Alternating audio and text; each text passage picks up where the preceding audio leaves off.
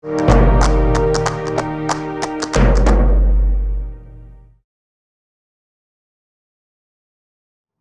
everybody. I want to start by thanking Caroline Fowler and Alexander Nagel for organizing this very timely conference and inviting me to participate in it. The philosophy and the practice of conservation are changing in ways that are going to affect our field profoundly. For instance, we are impacted by the way the fields of heritage and conservation have recently been trying to decolonize themselves by questioning the universal applicability of the dominant conservation philosophies of the 20th century. The relationship between tangible and intangible heritage has been foregrounded in recent years, and new paradigms have been developed that acknowledge the relationship between monuments and the communities that lay claim to them. As the scholar Gustavo Araúz has observed, the core values of heritage are now increasingly deemed to reside in the cultural meanings and values that humans invest in monuments and landscapes, and not just in their physical substance. In my small presentation today, I want to query the emerging common sense about the relationship between monuments and their communities by looking at the actions of a group of heritage enthusiasts in South India. And I want to look at the consequences that are unfolding over there for all of us. My paper takes us to the southern tip of India, to the province of Tamil Nadu, whose landscape is dotted with thousands of temples, large and small, old and new. Many of these temples are lying neglected. And we are going to begin by following a group of men who are passionate about these neglected temples and who spend a lot of their spare time trying to discover and then to repair them. Some of the temples that they seek out are quite recent, but many of them have been founded as far back as the 9th or the 10th century of the Common Era.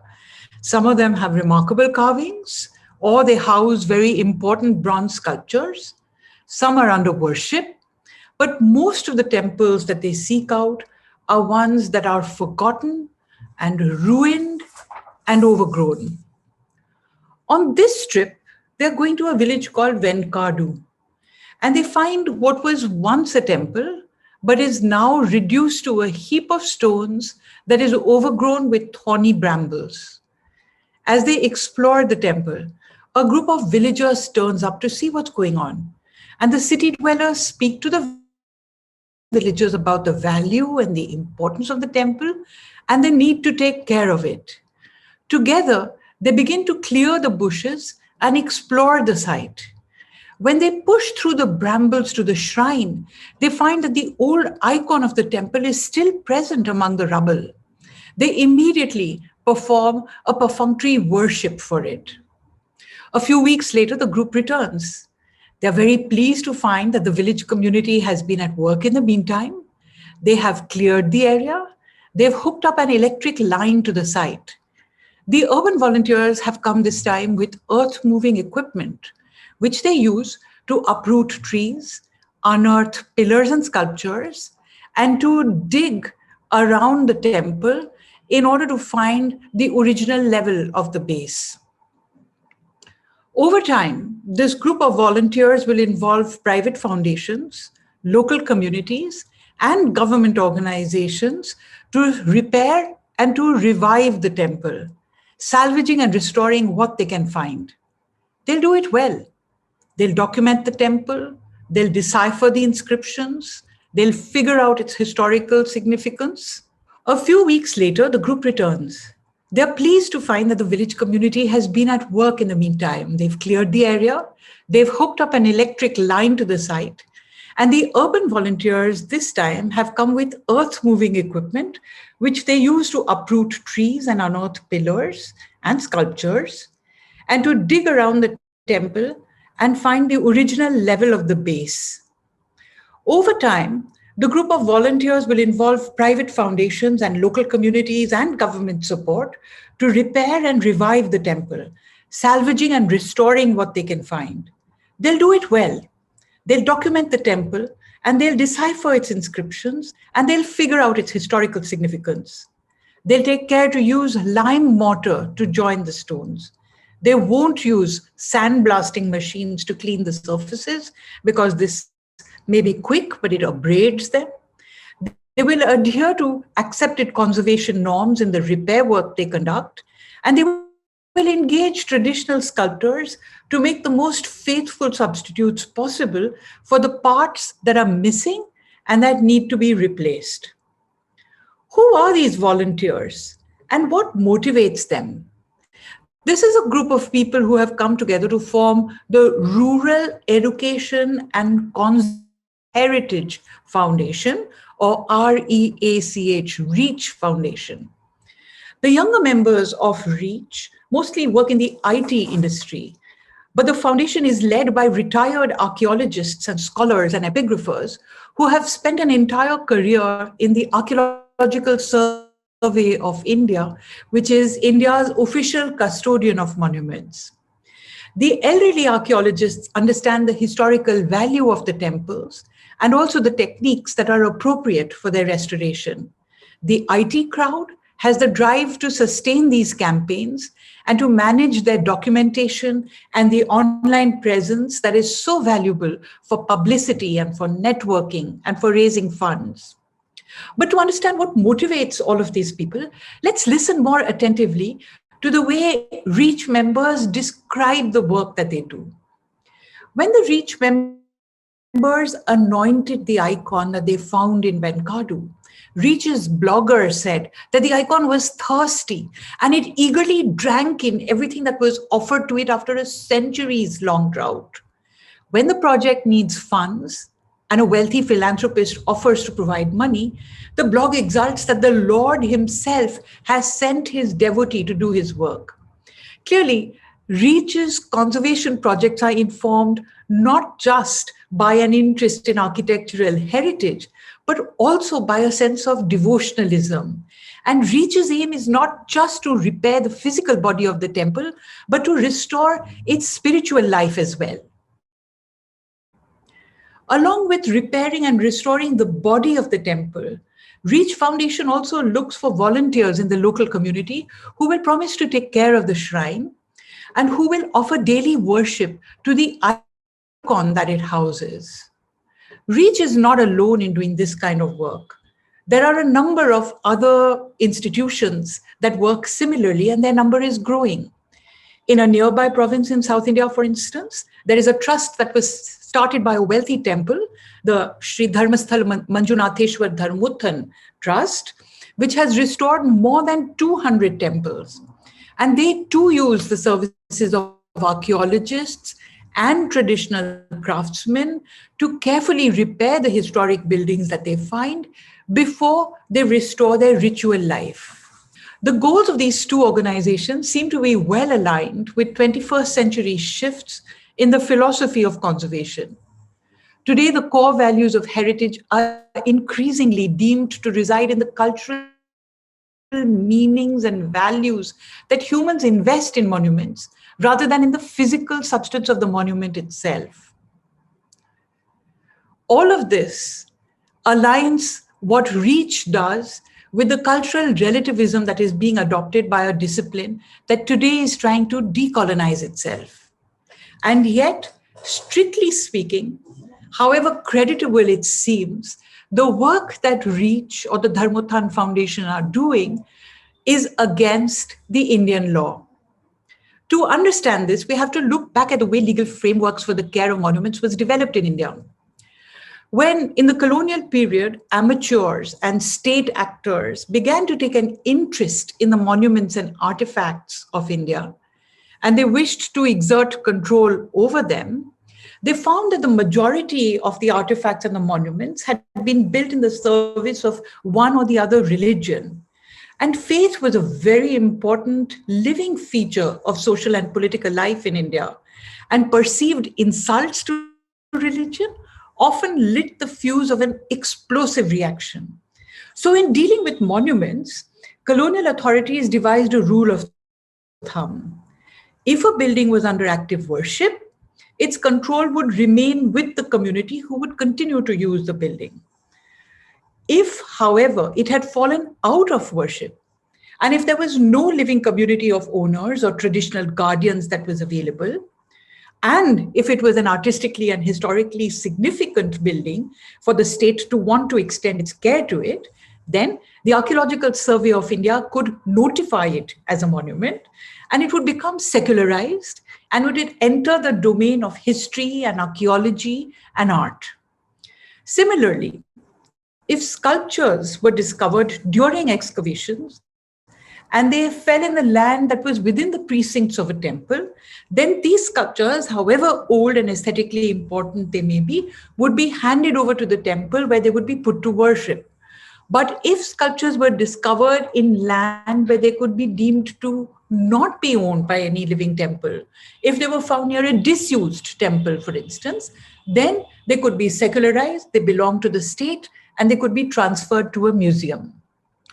The consequences of this dichotomy for the subsequent life of buildings or an artifact could be profound, because falling into this or that category, the artifacts and the buildings were placed in two entirely different ontologies, different regimes of value that brought with them different protocols of control and care. For worshippers, an icon is the material support for the presence of God, and it must be nurtured and cared for as though it were a living being. It must be bathed and fed. It should be offered incense and flowers and light every day.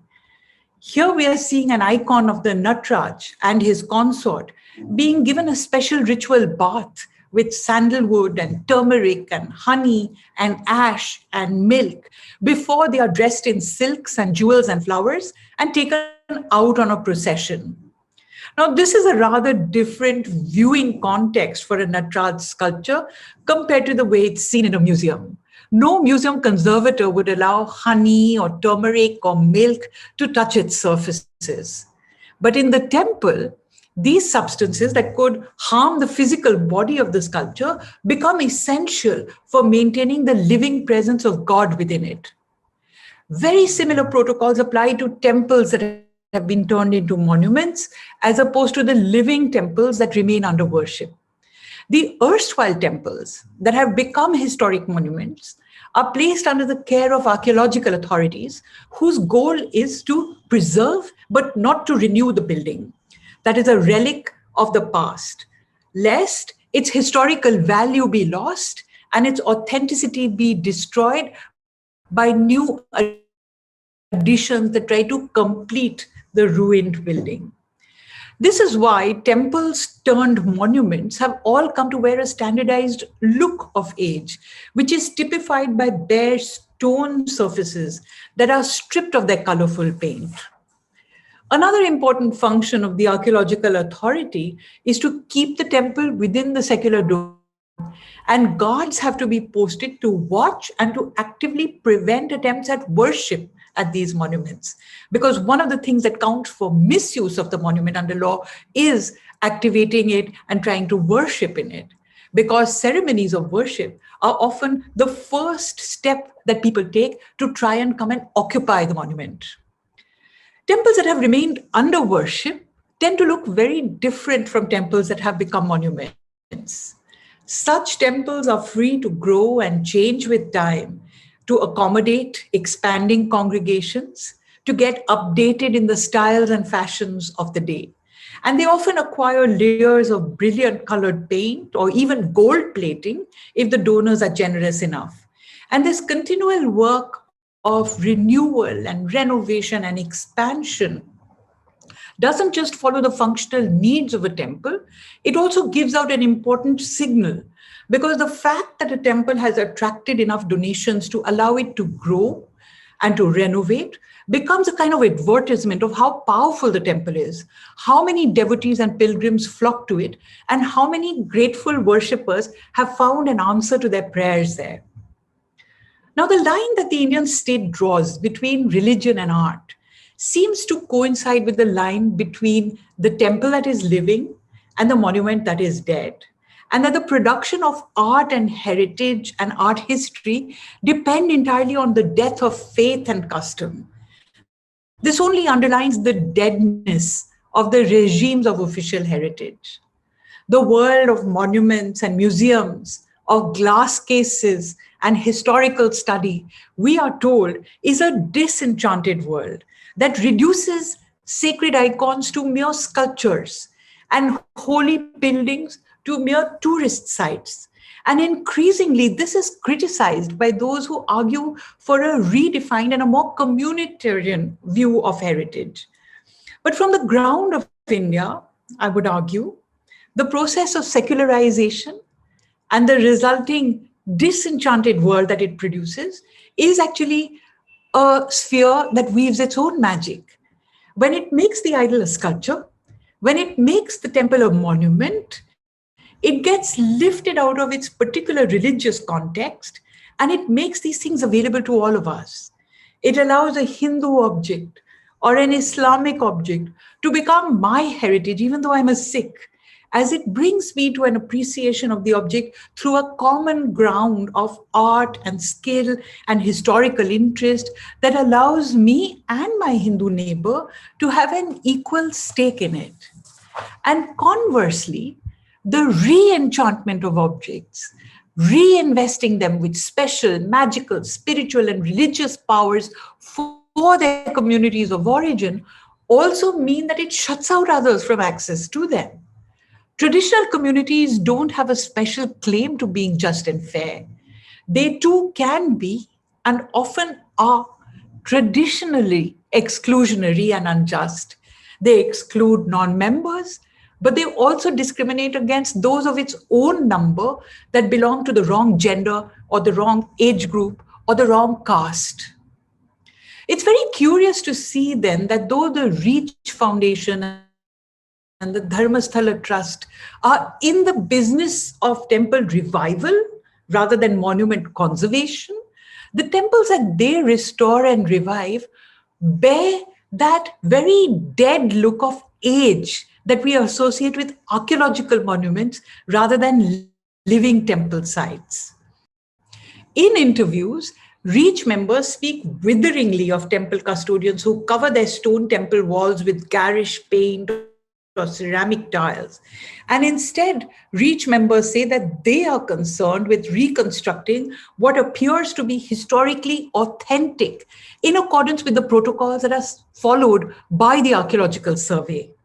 Now, is this favoring this look of age simply a matter of the habitus of the retired archaeologists who are directing these projects for the Reach Foundation? Perhaps it is. But in these temple revivals, something else is happening as well. This look of antiquity becomes the look of authenticity, where what Reach does dovetails with an officially approved and sanctioned heritage regime. And so the work that these trusts do and the changes that they make at these sites get read not as the contemporary interventions that they are, but as an erasure of everything that has been wrought by the intervening time in order to allow the temple to return to its originary past. The preponderance of these ancient but revived temples in the Tamil landscape becomes proof of the primordial presence of Hinduism in this place. The fact that these temples have been recovered through an archaeological process by peeling away the layers of vegetation and soil and stone to reveal what is hiding and already present beneath it becomes a process of revealing the hidden truth of the place, something that was long buried and forgotten. And the revival of worship in these temples means that it isn't just the buildings that are being restored, it is a community that is being reminded of its true and essential nature that lies buried under the layers of modernity.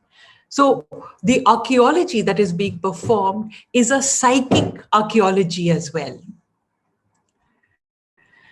When I first heard of the Reach Foundation, it seemed to me to be an interesting and a quite remarkable experiment in indigenizing heritage and conservation. Today in India, as Hindu majoritarianism has established itself as the main political power, and as it extends its grip over all of India's public spheres, the work of temple revival is beginning to look a little less benign than it did 10 years ago. In social media that is associated with the Indian right wing, this work of restoration is lauded and lionized, and it is projected as a service to the Hindu faith. Now, it's inevitable that there would be a convergence of interest between groups who revive Hindu temples and the Hindu right-wing groups. Discourses about temples has always been very important in Hindu right-wing circles in India. But rather than celebrating on the many existing and functioning temples in India, this right-wing discourse has tended to focus on the spectral image of the damaged temple, the temple that has decayed, or the temple that has been destroyed. And indeed, the political project of Hindutva mobilization through the second half of the 20th century has depended on the image of the ruined temple, which it has endlessly fetishized. Upon the broken building was projected the broken body of the Hindu, wounded and killed by marauding iconoclasts. For a long time, damaged and ruined temples were invoked as the evidence of 1,000 years of oppressive Muslim rule. But in following the celebration of the work of REACH or the Dharmasthan Trust or other such organizations, I'm becoming aware of a new enemy that has arrived on the scene.